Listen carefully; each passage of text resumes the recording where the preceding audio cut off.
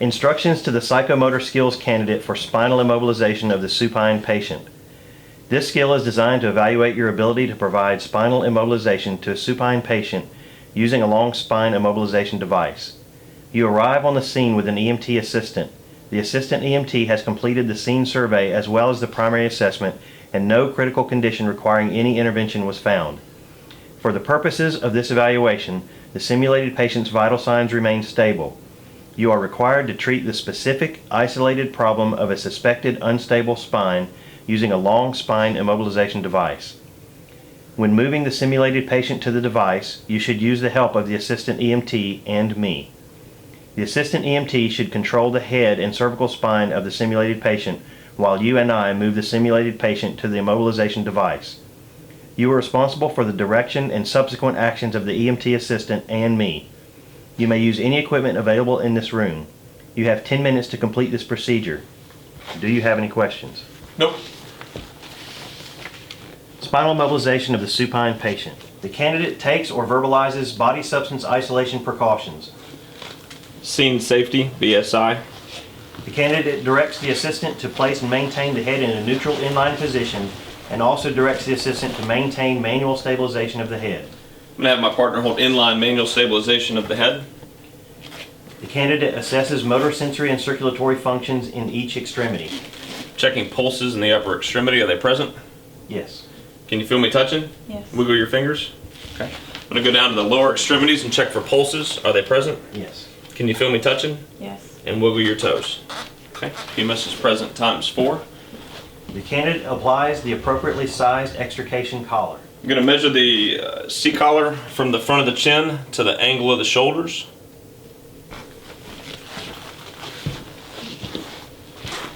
Come to the C-collar, measure from the red line down, properly adjust as needed.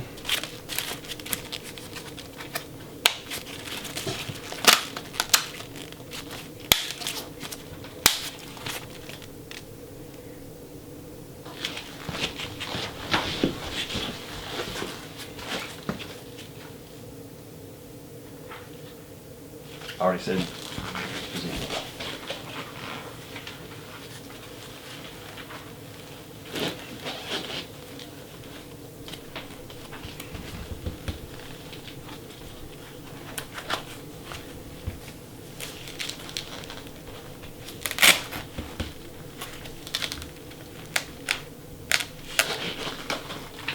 The candidate positions the immobilization device appropriately.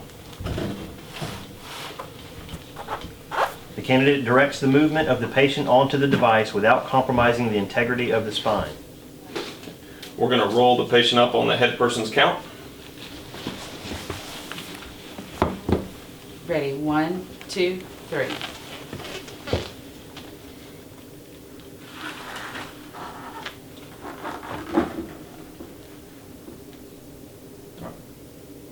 And we're going to roll the patient back on the head person's count. Ready? 1, 2, 3. This time we're going to do a Z-drag to center the patient on the board. I'd like to move the patient down on my head person's count. Ready? 1, 2, 3. Okay. And I'd like to move the patient up on my head person's count. Ready? 1, 2, 3. Okay. I'd like to take a look and make sure my patient is centered on the board. The candidate applies padding to voids between the torso and the device as necessary. Check behind the torso. There's a void.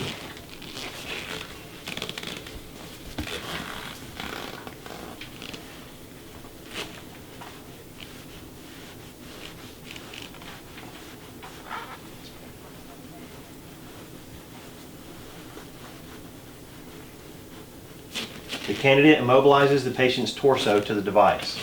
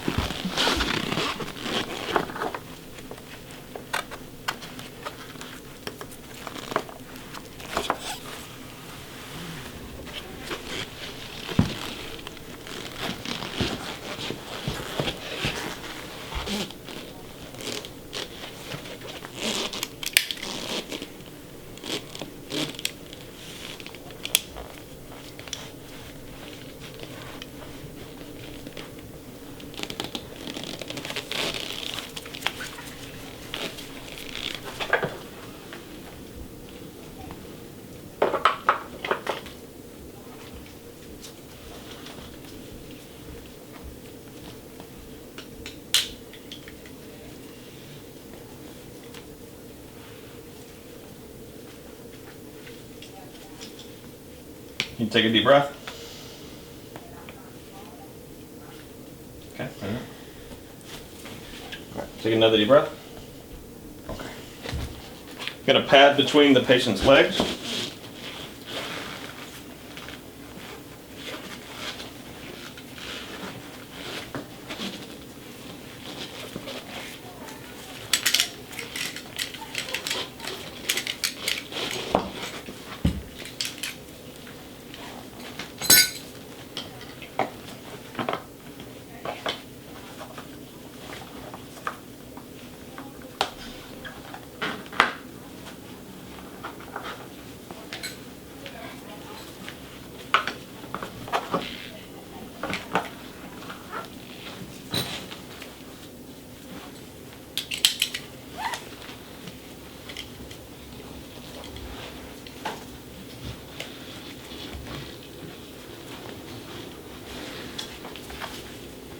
The candidate immobilizes the patient's head to the device.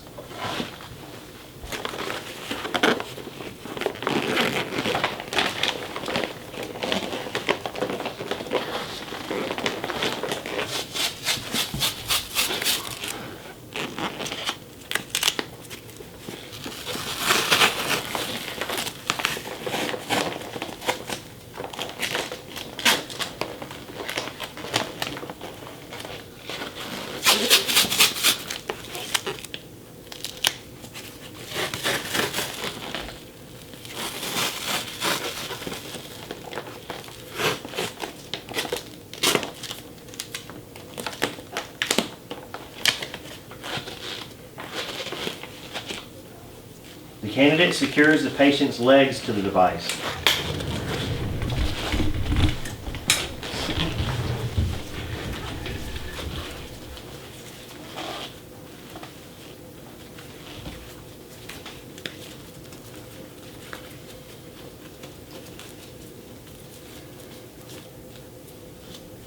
The candidate then secures the patient's arms to the device.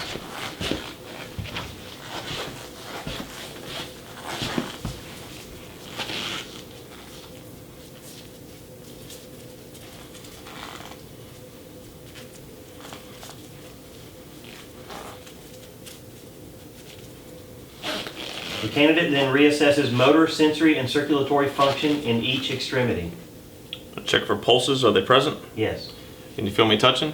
Yes. Wiggle your fingers. Down check. Pedal pulses. Are they present? Yes. Can you feel me touching? Yes. Wiggle your toes.